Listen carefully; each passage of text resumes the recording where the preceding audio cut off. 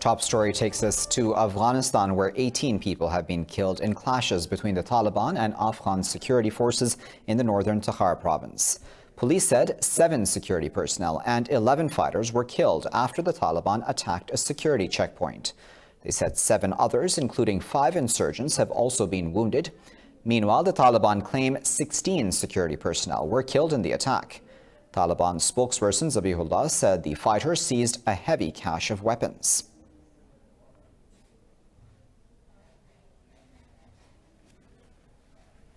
Staying with Afghanistan, that country's High Peace Council says mistrust between Kabul and the Taliban has jeopardized intra-Afghan talks.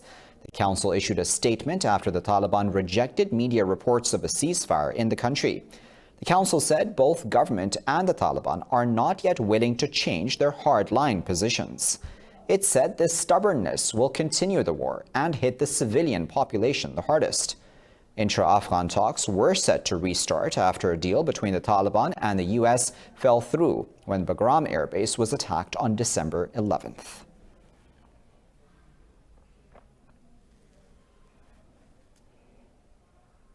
On to Indian-occupied Kashmir, which has been turned into the world's biggest jail for the last 150 days.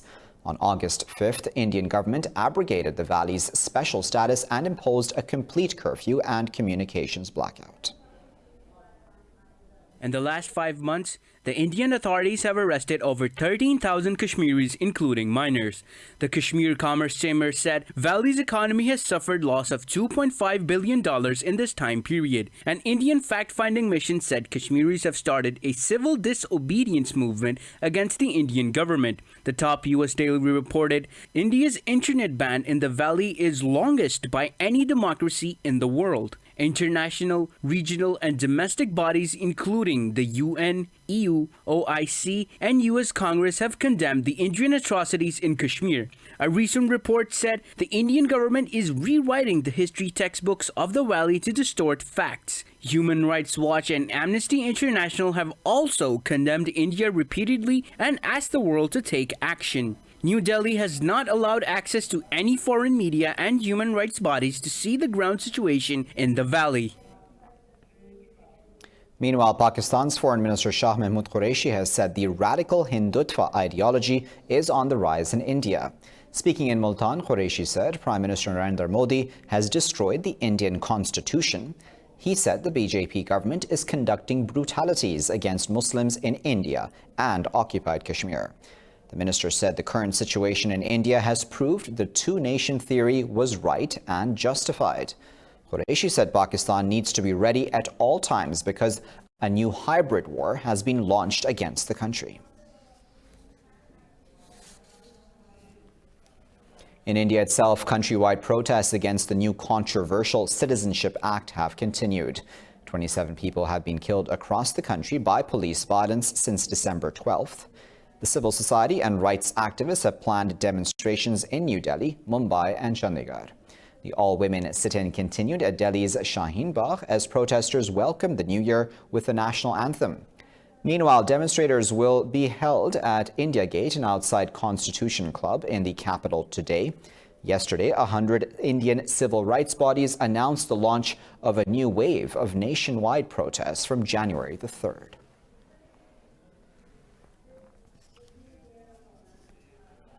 Now, as those Anti-Citizenship Act protests continue across the country, Indian police are specifically targeting and torturing Muslims. In a report, Indian media has shared the stories of Muslims from Bihar who were manhandled by police without any reason. The report said a Muslim man, Nawaz, was arrested after police raided and ransacked his house. It said a minor was arrested from his house along with his uncle and other relatives.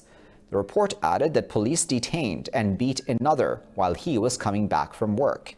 It said all the arrested are still in the custody of police.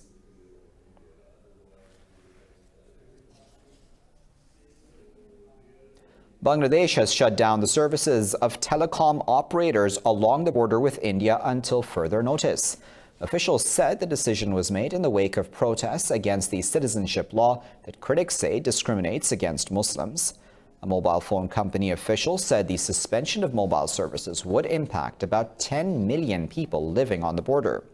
The move stems from concerns that Indian Muslims might seek to flee to Bangladesh.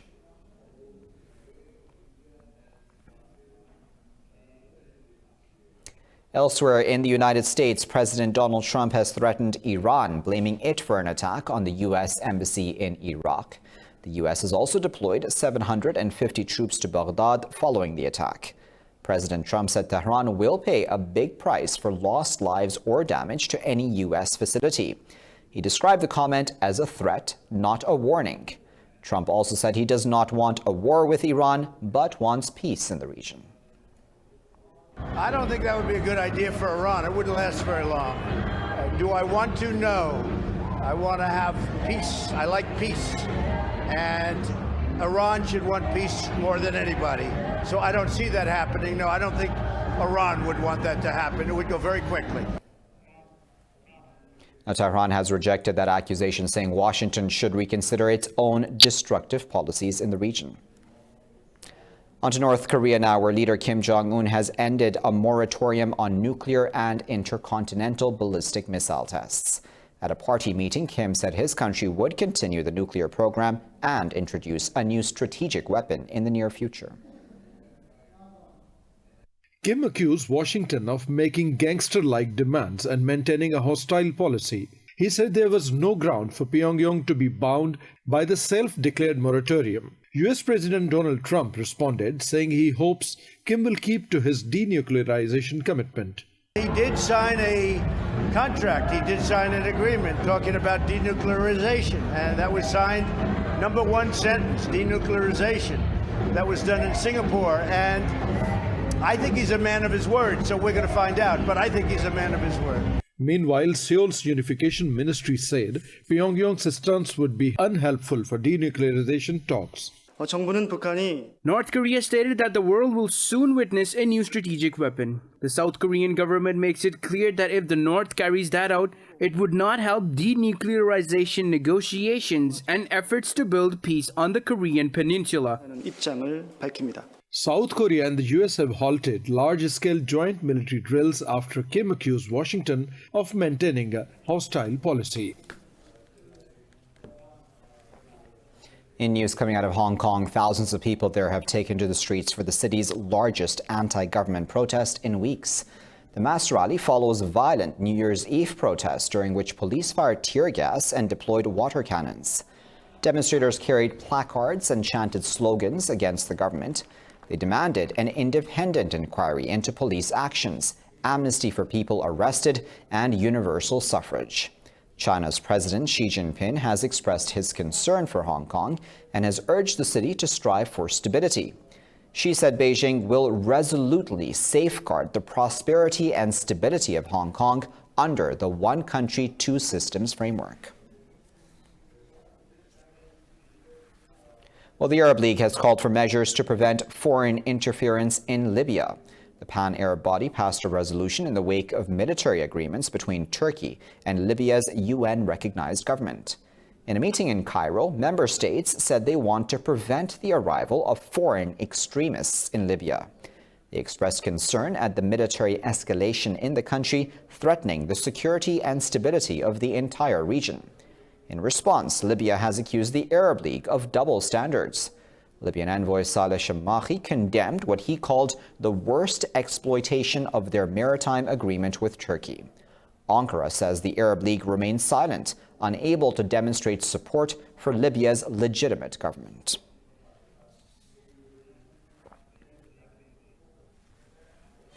I'll be back with plenty more news after this break. Stay tuned.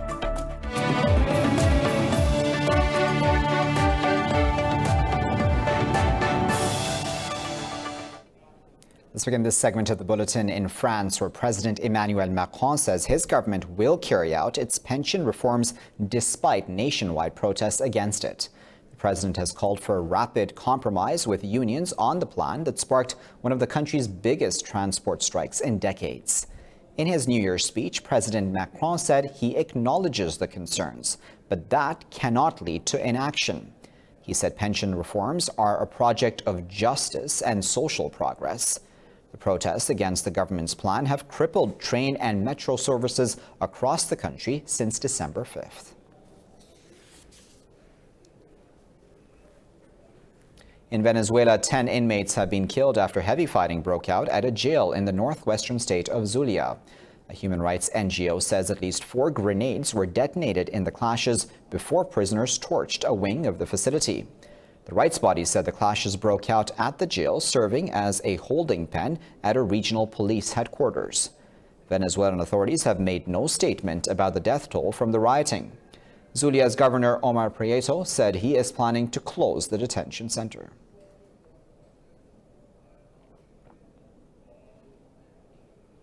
Abu Dhabi's Crown Prince Mohammed bin Zayed Al Nahyan will arrive in Pakistan tomorrow on a day-long visit. In a statement, the UAE embassy in Islamabad said the visit is to bolster bilateral ties between the two countries. The embassy said the Crown Prince will meet Prime Minister Imran Khan. It said both leaders will discuss issues related to mutual, regional, and global interests.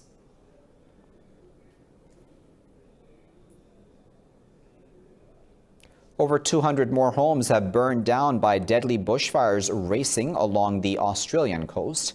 Officials have confirmed a third death amongst yesterday's missing persons, increasing the toll to 13. At least 176 homes were destroyed in New South Wales and 43 were lost in East Gippsland, Victoria. Yesterday, thousands of people who were unable to evacuate fled to beaches as fires encircled their towns. Conditions have eased slightly and a major road in Victoria was reopened for 2 hours to allow people to leave. Well, with California recently experiencing its deadliest ever wildfires, a group of university researchers are developing a radar system to record, understand, and examine the fires. This report has the details. When destructive wildfires broke out in October, hundreds of thousands of Californians were forced to flee their homes. But one team of university researchers ran in the opposite direction toward the flames. The reason was a one-of-a-kind piece of technological kit, a mobile Doppler radar. This is our new mobile Doppler radar, and it's actually able to scan wildfires, clouds, rain, snow. So we can deploy to a wildfire incident and be collecting data within 3 minutes. Academics and students have been working on the new device that can be mounted in a drone. A few kilometers away from a wildfire, the radar caught the fire in some incredibly detailed images. We saw a lot of smoke and ash being rained out because the winds were so heavy. A lot of the fire was just laid down. As the fuels were being ignited, the plume is punching up and things are being lofted. They hope it will provide a better understanding of how embers are carried. That could help limit the spread of fires and ultimately save lives. In North China's Inner Mongolian Yakeshi city, winter is protracted as well as freezing cold. The local tourism and manufacturing industries are flourishing here. Over 40,000 people have switched their professions to work in tourism-related industries. In Yakshi city, the rich forest and plenty of snow has become a treasure, attracting visitors for the whole year. The temperature here could be as low as -40 degrees Celsius. Visitors from Beijing told they were quite impressed by the place. It's amazing, especially the soft rime. I've been here before, in the summer and autumn. It's great to see the snow here in winter now. The place is now a top choice for vehicle companies to conduct vehicle tests during winter. 4 automobile businesses have established their winter automobile test fields here, testing over 1,200 vehicles every year. Yakeshi City offers an extremely long testing cycle, 4.5 months, which is important to vehicle performance tests. Though Beijing does not possess rich ice resources as its fortunate northern neighbors, but using advanced technology, the authorities have turned the National Aquatics Center into ice cubic. The winter ice shift plan will enable us to retain the legacy of 2008 Summer Olympic Games and the 2022 Winter Olympic Games, greatly reducing the cost. The stadium is ready for holding winter sports events like curling, with previous swimming pools turned into ice fields. The world celebrated the New Year with fireworks displays from Sydney to New York. Large crowds gathered at those historic landmarks to welcome 2020 in a traditional fashion. More now about the spectacular eve in this report.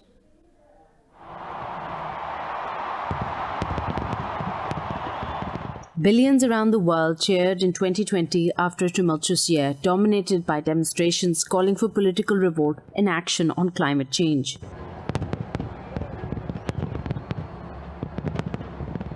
The New Year Eve celebration started from New Zealand with iconic fireworks and laser light animations in Auckland.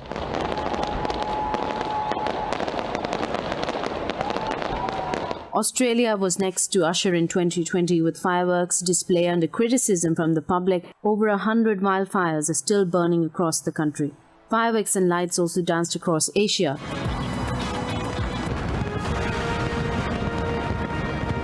Taiwan launched fireworks over the Taipei 101 Tower, while South Korea and Beijing celebrated with tolling bells, singing, dancing and banging drums.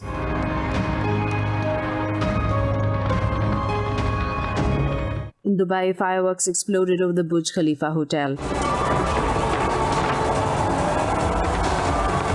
Meanwhile, hundreds of Lebanese welcomed the arrival of the new year in central Beirut in a festival protest. I am happy today. In previous years, we used to celebrate it in order to make ourselves happy. Now we are maybe realizing something. Our presence on the streets is to make change in the coming years and not to stay like in previous years.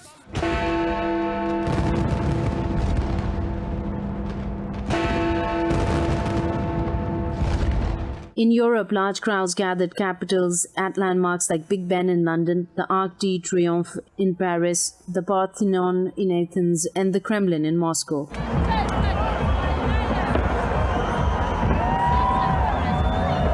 I wish for you to follow your dreams and to discover the world and travel. And quite simply, it's the only thing to do. Live your life, discover the world, meet lots of people.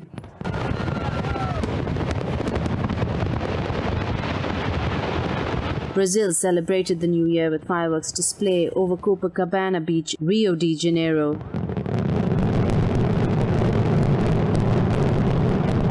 In United States, New York dropped its traditional crystal-encrusted ball to ring in 2020 in a packed Times Square.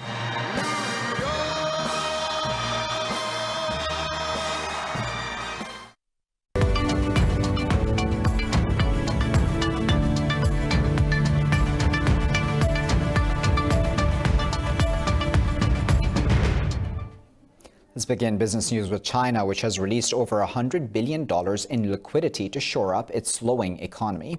The People's Bank of China said it is cutting the amount of cash all banks must hold in reserve. China's central bank said the bank reserve requirement ratio is being cut by 50 basis points. The measure will come into effect on January the 6th. China has cut the ratio 8 times since the early 2018s to stimulate more bank lending. The cuts follow the country's slowing economic growth at its weakest in nearly 30 years.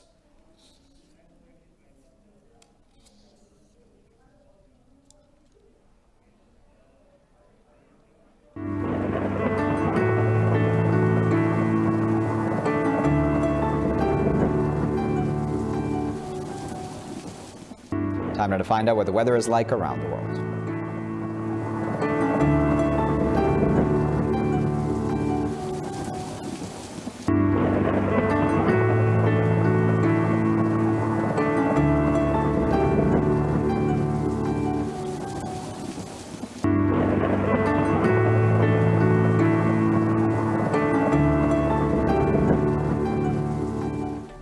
And with that, you're all caught up. Thank you for watching this bulletin here at UTC.